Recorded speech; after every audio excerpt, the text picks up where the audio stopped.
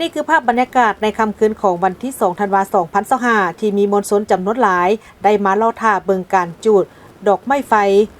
บั้งไฟดอกและการแสดงบินโดรนในการเฉลิมฉลองวันสถาปนาสาธารณรัฐประชาธิปไตยประชาชนลาวครบรอบ50 ปีอยู่เดินสนามหลวงซึ่งจากการสัมภาษณ์ของผู้ที่เข้าร่วมซุ้มแม่นได้กล่าวเป็นเสียงเดียวกันว่าการเดินทางแม่นมีความยุ่งยากมีปัญหารถติดแออัดแต่ด้วยความมักหักและอยากเป็นส่วนหนึ่งในการเฉลิมฉลองและต้องการเบิ่งพิธีเฉลิมฉลองอันยิ่งใหญ่ในครั้งนี้พวกเขาเจ้าจึงได้มารอท่าก่อนหน้าหลายชั่วโมง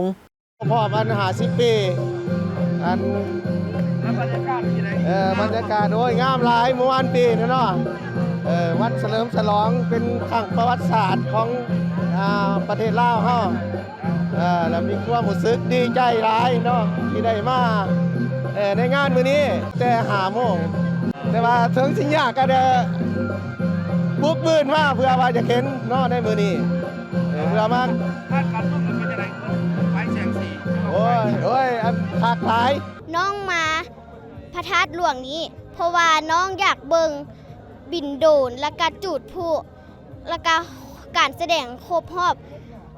วันชาติ50 ปีดีใจภูมิใจหลายที่ว่าได้มา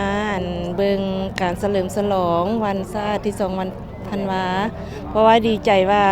บ่เคยเห็นที่ว่าเฉลิมฉลองยิ่งใหญ่ปานนี้มื้อนี้มาร่วมการแสดงยิ่งผู้และก็การแสดงของโดรนเนาะรู้สึกว่าดีใจหลายเนาะอันนี้มันก็แสดงถึงการพัฒนาของสาธารณรัฐประชาชนประชาชนลาวที่ได้รับการปลดปล่อยครบรอบ50 ปีเพราะฉะนั้นขอสมเสยพรรคประชาชนลาวปฏิบัติลาวมันยืน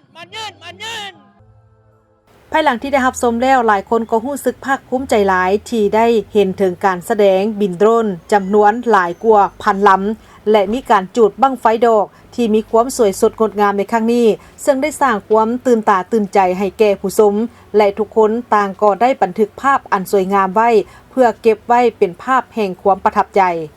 การแสดงในครั้งนี้แม้นมีการแสดงที่หลากหลายสีสันโดยเฉพาะก็แม้นการแสดงรูปเครื่องหมายชาติเป็นสัญลักษณ์ของสาธารณรัฐประชาธิปไตยประชาชนลาวซึ่งให้เห็นถึงตลอดระยะ50 ปีผ่านมาภายใต้การนำพาของพรรคประชาชนปฏิวัติลาว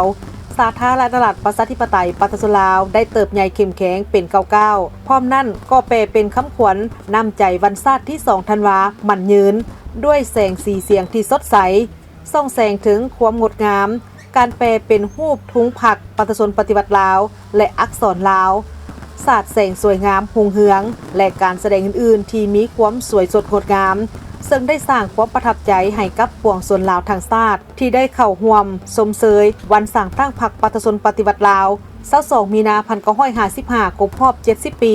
ส่องแสงให้เห็นถึงระยะ 70 ปีแห่งการกำเนิดเกิดขึ้นและนำพาภารกิจปฏิวัติอยู่ประเทศเฮา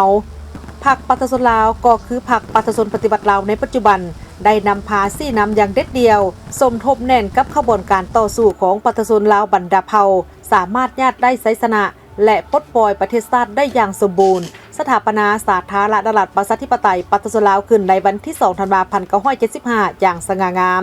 เป็นการเปิดสังกัดใหม่สังกัดแห่งเอกราชอิสรภาพและวัฒนถาวรของชาติเฮา